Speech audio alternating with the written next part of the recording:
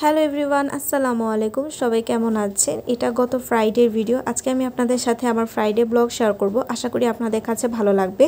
আমার ফ্রাইডে সকালটা শুরু হয় আমার গাছপালা দেখিয়ে। যেহেতু আমরা গ্রামে থাকি, গ্রামের উঠোনে কিন্তু অনেক টাইপের গাছ লাগানো আছে, আর এই গাছগুলো আমার আম্মু লাগিয়েছে। এখানে অনেক বড় একটা মরিচ গাছ আছে, আর এই মরিচ গাছে কিন্তু অনেক ফুল ফুটেছে। ছোট ছোট মরিচ হয়েছে, আবার বড় বড় মরিচ আগের থেকেই ছিল।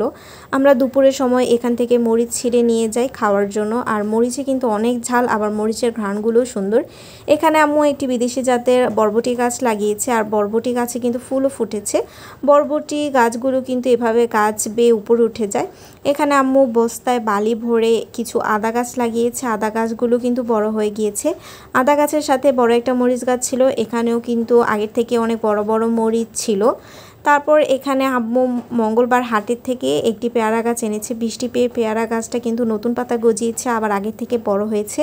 সাথে দুইটা পেঁপে গাছ ছিল, এই পেঁপে গাছে ফুল ফুটেছে, আর আরেকটা পেঁপে গাছ সেটা ফুল ফুটেনি। আশা করি পরবর্তীতে আমরা পেঁপেও খেতে পারবো।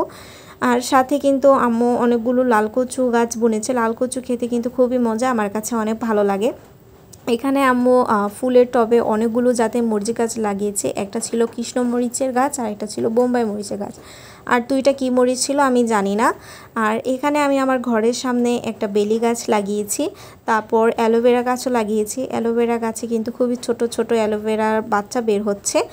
এখানে একটা পাতাবাহারের গাছ ছিল, এই গাছটা আমার অনেক পছন্দের, কিন্তু এসে দেখি দুইটা ডাল ভেঙে গিয়েছে। চিন্তা করলাম যে ডালগুলো সুন্দরভাবে ভেঙে আমি বুনে দিই। তো এই তো আমি ঠিক করে দিয়েছি।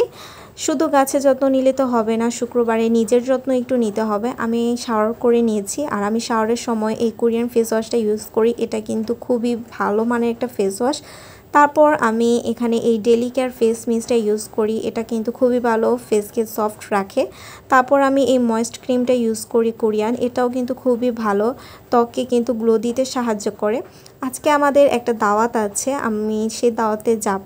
তো আমি কোন ড্রেসটা পরবো সেটা বের করে নিয়েছি। আজকে আমি এই পাকিস্তানি ড্রেসটা পরবো। এই ড্রেসটা আমি রোজার ঈদে কিনেছিলাম, আর ড্রেসটা কিন্তু খুবই সফট আর খুবই সুন্দর, আর কালারটাও কিন্তু খুবই সুন্দর। আর এটা হচ্ছে প্যান্ট, আমি প্যান্টটা আমাদের এখানে টেলার দিয়ে বানিয়েছি।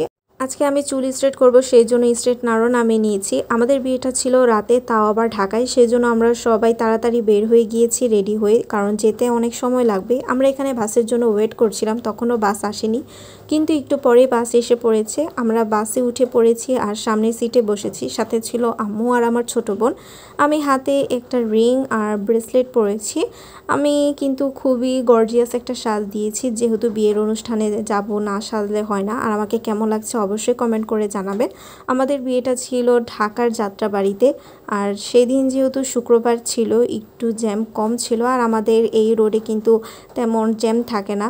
এই তো আমরা কিন্তু এসে পড়েছি। আমরা একটু পরেই খাবারের জন্য সিট পেয়ে গিয়েছি, সেজন্য খাবারে বসে পড়েছি, আর আমাদের খাবার সার্ভ করা কিন্তু শুরু হয়ে গিয়েছে। প্রথমে দিয়ে দিল সাদা পোলাও, তারপর ছিল সবজি, রোস্ট, ফ্রাই আর বোরহানি। আমি প্রথমে বোরহানি এক গ্লাস ঢেলে খেয়ে ফেলেছি, কারণ বোরহানি আমার খুবই পছন্দের। আর যেহেতু পানির পিপাসা পেয়েছিল, ভাবলাম যে ঠান্ডা ঠান্ডা খেয়ে ফেলি। এই তো খাওয়া দাওয়া শেষ করে আমরা সামনে বসে পড়েছি। এখানে ব্রাইডের কিন্তু ফটোশ্যুট চলছিল, আমি ব্রাইডকে দেখিয়ে দিব। যেহেতু আমরা সামনে যাইনি, আমি এখান থেকে দেখে দিই। আর ব্রাইড আপুকে খুবই সুন্দর লাগছিল, মাশাআল্লাহ। আর তাদের জন্য শুভকামনা রইল। এই তো আমরা খাওয়া দাওয়া করে বের হয়ে গিয়েছি। বের হয়ে দেখি যাত্রাবাড়ির মহা জ্যাম, আসলে সিগন্যালের জ্যাম। আর এই তো আমাদের বিয়ের সেন্টার। আশা করি আমার ব্লগটা ভালো লাগবে। আল্লাহ হাফেজ।